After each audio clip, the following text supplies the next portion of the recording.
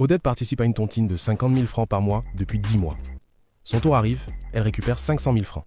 3 semaines plus tard, elle achète un nouveau canapé à 120 000 francs, un nouveau sac à 85 000, un téléphone pour son fils à 100 000 francs, elle donne l'argent à sa famille, elle fait des extras, et à la fin du mois, tout l'argent de la tontine est fini. 10 mois de discipline effacés en 21 jours. La tontine, c'est notre première banque en Afrique. Des millions d'Africains y participent chaque mois. Mais voici ce que personne ne dit. Pour la majorité d'entre nous, la tontine ne crée pas de richesse. Elle crée l'illusion de richesse. Voici le problème. Tu cotises 50 000 par mois. Sur 5 ans, ça fait 3 millions de francs cotisés. Mais, actifs créés après 5 ans, rien. Épargne accumulée, zéro. Patrimoine construit, néant.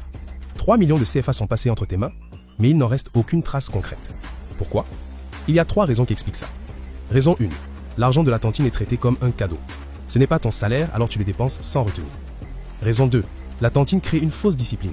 Tu économises de force pour tout dépenser d'un coup. C'est comme tenir un régime toute la semaine et manger 5 gâteaux le week-end. Raison 3. La pression sociale dicte l'usage. Tu as eu ta tontine, donc tu as envie de te montrer. Et tu te montres avec l'argent qui devait changer ta vie. En fait, la tontine n'est pas un problème, mais l'usage que tu en fais est le problème. La tontine est un outil de liquidité forcée. Elle te donne accès à une grosse somme d'un coup. Et c'est exactement ce dont tu as besoin pour créer un actif. Exemple. Lucien reçoit sa tontine de 600 000 francs, il achète un stock de marchandises, il revend à 900 000 CFA dans 2 mois, il a un bénéfice de 300 000, il repart avec 600 000 francs récupérés, plus 300 000 de profit. Et sa prochaine tontine fait pareil. En 5 ans, il a transformé 3 millions de tontines en 3 business actifs qui génèrent chacun 250 000 CFA. Même tontine, même montant, résultat complètement différent. La seule différence, c'est une décision prise avant de recevoir l'argent. Donc je te donne 3 règles pour t'enrichir avec ta tontine. Règle 1. Décide avant de recevoir. Avant même que ton tour arrive, décide de comment tu vas répartir ton argent. Stock de marchandises, formation monétisable, fonds de démarrage d'une activité, versement dans un compte investissement, etc. Si tu n'as pas décidé avant, tu dépenseras après. Règle 2. Crée une tontine d'investissement. Propose à ton groupe de changer les règles. Chaque tour reçu va dans un projet commun. Par exemple, un terrain, une boutique ou même un achat groupé revendu. Vous cotisez ensemble, vous investissez ensemble, vous vous enrichissez ensemble.